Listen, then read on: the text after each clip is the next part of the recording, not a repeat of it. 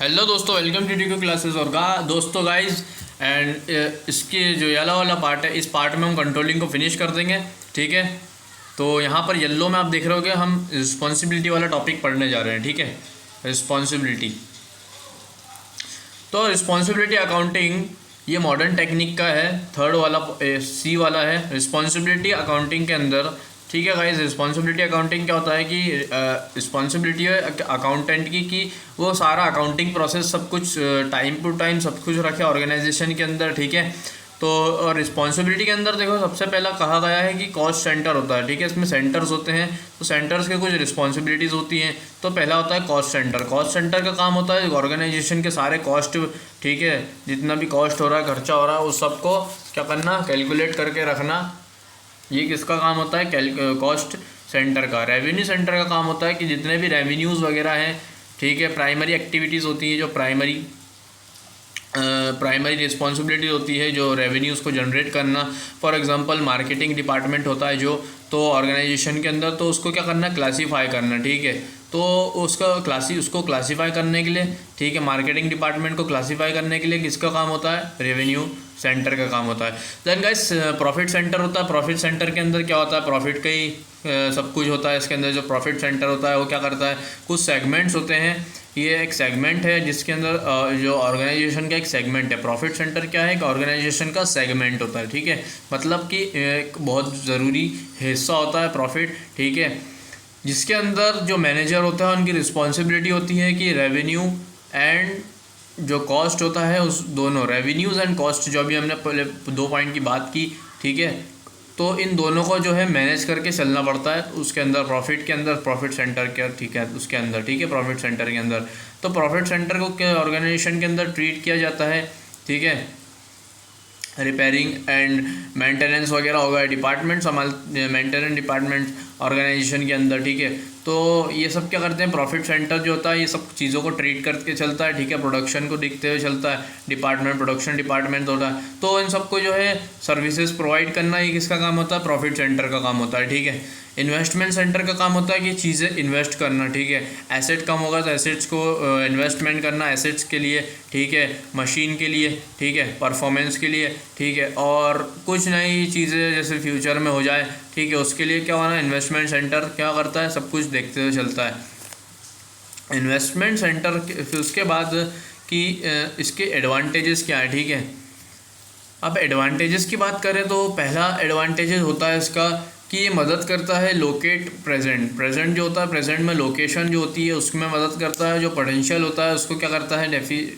Deficiency के साथ, performance के साथ मैनेजमेंट फंक्शंस को करवाता है। इसका पहला एडवांटेज परफॉर्मेंस बेटर हो जाती है। दूसरा एडवांटेज मतलब कि कंटिन्यूसली मॉनिटर होता रहता है। ठीक है, कंट्रोलिंग के थ्रू, ठीक है, क्या कंटिन्यूसली मॉनिटर करते रहना पड़ता है। ठीक है,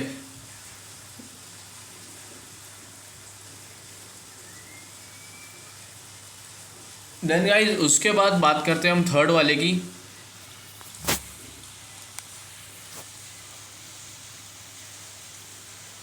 थर्ड की बात करते हैं तो गाइस थर्ड वाले के अंदर भी कुछ डिपार्टमेंट्स होते हैं। ठीक है, तो उनका गोल होता है कि काम ऑर्गेनाइजेशन ऑब्जेक्टिव हो उसको जल्द से जल्द अचीव करना। ठीक है, दैन उसके बाद जो मशीन्स वगैरह होती है ऑर्गेनाइजेशन के अंदर उनको अपडेट रखना, अप टू डेट रखना, अपग्रेड करते रहना। पॉलिसीज़ वगैरह भी रहती है, तो उन पॉलिसीज़ गवर्नमेंट के थ्रू स्ट्रेटजीज रहती है, उन सबको क्या करना, अप टू डेट रखना।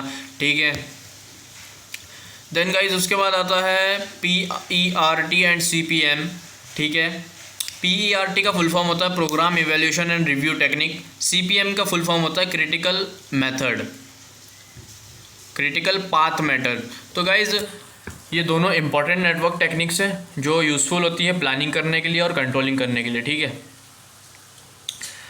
और गाइज ये वाली जो टेक्निक है ये स्पेशली यूज़फुल होती है प्लानिंग के लिए, शेड्यूलिंग के लिए, ठीक है, इम्प्लीमेंटिंग टाइम के लिए। ठीक है, जैसे प्रोजेक्ट्स वगैरह होते हैं तो बॉन्ड प्रोजेक्ट्स के लिए, इन्वॉल्विंग परफॉर्मेंस के लिए, ठीक है, वैरायटी अलग अलग कॉम्प्लेक्स होते हैं, ठीक है, वैरायटी ऑफ कॉम्प्लेक्स उनके लिए, डाइवर्स इंटररिलेटेड एक्टिविटीज़ जो होती है ऑर्गेनाइजेशन के अंदर उनके लिए। तो ये मेथड्स टेक्निक्स बहुत ज़्यादा काम आती हैं, यूज़फुल है। ठीक है, जो ये टेक्निक्स होती हैं डील्स टाइम के साथ डील करती है, टाइम शेड्यूल के साथ डील करती है। देन उसके बाद रिसोर्सेज होते हैं, उनको एलोकेट करने में मदद करती है। जो एक्टिविटीज़ होती है फॉर दीज एक्टिविटीज़, उनके लिए ऑर्गेनाइजेशन के अंदर एक्टिविटीज़ होती हैं सारी, तो इन एक्टिविटीज़ के लिए क्या करती है, एलोकेशन की मदद करती है, एलोकेट करती है।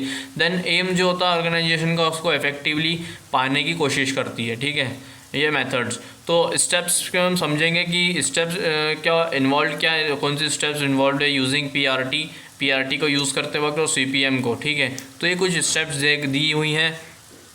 जो प्रोजेक्ट है उसको डिवाइड कर दिया जाता है, क्योंकि कई सारे नंबर्स में डिवाइड कर दिया जाता है, क्योंकि आइडेंटिफिकेशन जो होता है एक्टिविटीज़ का, वो क्या होता है, अरेंज एक लॉजिकल सीक्वेंस में हो जाता है। देन गाइस सेकंड वाला होता है कि इस टेक्निक की मदद से क्या होता है कि जो नेटवर्क डायग्राम्स होते हैं वो बन जाते हैं सीक्वेंस में। एक्टिविटीज़ जो होती है सीक्वेंस में हो जाती है और नेटवर्क एक नेटवर्क बन जाता है पीपल्स के बीच में। ठीक है, देन गाइस उसके बाद होता है कि टाइम क्या होता है, इससे बहुत ज़्यादा बचता है एक्टिविटीज़ के अंदर, प्रिपेयर्ड होता है टाइम। और देन गाइस पीआरटी जो होता है वो उसकी मदद की, पीआरटी की ज़रूरत क्यों होती है, पीआरटी रिक्वायर्स क्या, किस चीज़ में रिक्वायरमेंट होती है इसकी। ठीक है, तो प्रिपरेशन इसकी रिक्वायरमेंट होती है, प्रिपेयर करने में, किस चीज़ को प्रिपेयर करने में, प्रिपरेशन ऑफ 3 टाइम एस्टिमेटेड। ठीक है, ऑप्टिमिस्टिक। ठीक है, तो ये 3 चीज़ें। ठीक है, सबसे पहला तो देखो estimated, optimistic, then pessimistic, then most likely time. ठीक है, ये 3 चीज़ों के अंदर पीआरटी का काम होता है। तो इन सीपीएम के अंदर भी कुछ चीज़ों का काम होता है, रिक्वायरमेंट होती है। तो इसके अंदर सिर्फ एक रिक्वायरमेंट होती है जिसको नाम दिया गया है estimate is prepared, only 1 time estimate is prepared. Estimate सिर्फ एक टाइम बनता है, इसमें अंदर पीआरटी के अंदर 3 बार बनता है, लेकिन सीपीएम के अंदर 3 बार नहीं, 1 बार बनता है। तो सीपीएम की ज़रूरत एक जगह और पड़ती है जिसका नाम है making cost estimates for completion of project जो ऑर्गेनाइजेशन का है उसको कंप्लीट करने के लिए मेकिंग कॉस्ट की ज़रूरत, एस्टिमेट होता है। ठीक है, सीपीएम उसके अंदर भी ज़रूरत होती है। The longest path in the network is identified as the critical path. ठीक है, जो लॉन्गेस्ट पाथ होता है नेटवर्क के अंदर उसको आइडेंटिफाई किया जा सकता है एक क्रिटिकल पाथ के थ्रू। ठीक है, इट रिप्रेजेंट्स द सीक्वेंस, मतलब कि वो सीक्वेंस को रिप्रेजेंट करता है, इन एक्टिविटीज़ की सीक्वेंस को रिप्रेजेंट करता है। ठीक है, ये नेटवर्क। देन उसके बाद टाइमली जो होता है कम लगता है इसके अंदर प्रोजेक्ट में। ठीक है, और इसके अंदर कोई डिले नहीं होता है, without delaying entire project complete नहीं हो सकता। ठीक है, डिलेइंग होता है इसके अंदर। ठीक है, अलाउड होता है, विदाउट डिलेइंग। ठीक है, देन गाइस फिफ्थ पे आते हैं, it required the plan is modified, plan जो है मॉडिफाई किया जा सकता है इसके अंदर, सो दैट जिसकी वजह से क्या हो, जो एग्जीक्यूशन है एंड टाइमली कंप्लीशन है जो प्रोजेक्ट का, वो अंडर कंट्रोल में रहे। ठीक है, तो मैंने पीआरटी और सीपीएम भी आपको समझा दिया है टॉपिक, तो कोई आपको डाउट हो तो पूछ लेना। ठीक है, मैनेजमेंट ऑडिट भी हो गया है। देन गाइज आगे बढ़ते हैं और ये चैप्टर हो चुका है फिनिश। तो गाइज आज की वीडियो यही इतना ही था, ये पार्ट। ठीक है, मैंने आपसे कहा भी था अगर एक पार्ट और बनाना पड़ा तो मैं आपके लिए बना दूंगा बिल्कुल।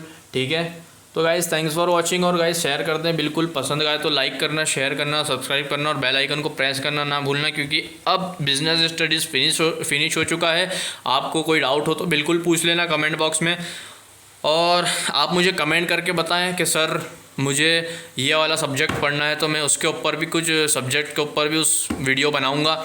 जैसे बिज़नेस पढ़ा रहा हूँ, तो आप मुझे कमेंट बॉक्स में बताया कि सर मुझे अकाउंट्स भी पढ़ना है, इकोनॉमिक्स भी पढ़ना है, और हिंदी इंग्लिश भी चलेगा, कोई प्रॉब्लम नहीं है। तो आप मुझे कमेंट करके बताएं आपको कौन सा सब्जेक्ट पढ़ना है, तो मैं आपकी बिल्कुल हेल्प करूँगा, बिल्कुल आपको पढ़ाने के लिए तैयार है अपन। ठीक है, तो बिल्कुल गाइज़ थैंक्स फॉर वॉचिंग, और शेयर कर देना। और बिजनेस स्टडीज़ हमारा फिनिश हो चुका है। और हाँ, इसके अंदर मैंने आपको एक खुशखबरी और दी थी कि जो एक टॉपिक है रिलेशनशिप वाला, कि किसके बीच में रिलेशन, कंट्रोलिंग एंड प्लानिंग के बीच में जो रिलेशन है उसको पढ़ने की ज़रूरत नहीं है। उस टॉपिक को छोड़ करके आप प्रोसेस पे बढ़ें, कंट्रोलिंग प्रोसेस किस तरीके से होती है उस प्रोसेस पे बढ़ें।